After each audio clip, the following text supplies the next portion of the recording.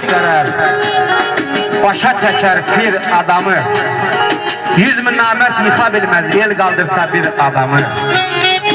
Necə sözüm söhbətimdir, qəlbi qaya adam mətindir. Türkü görmək çox çətindir, zəhmətində şir adamı. Başı uca gəzər insan, onda varsa təmiz vicdan, ləkələməz Ayzərin xan, paltardakı kişir adamı. Məclis əhli yer göstərər, başa çəkər pir adamı. Səni quran xoş arzular, görün gəlsin başamağa.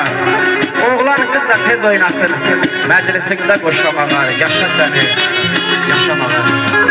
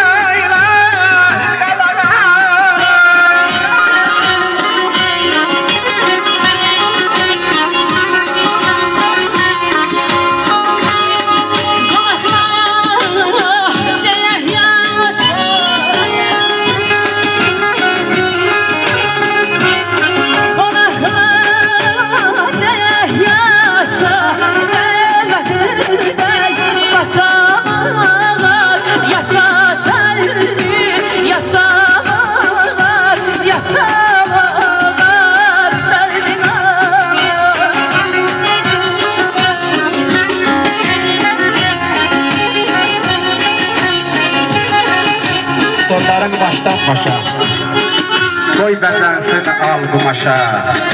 Qonaqlara deyək yaşa, dəvət edək başamağa.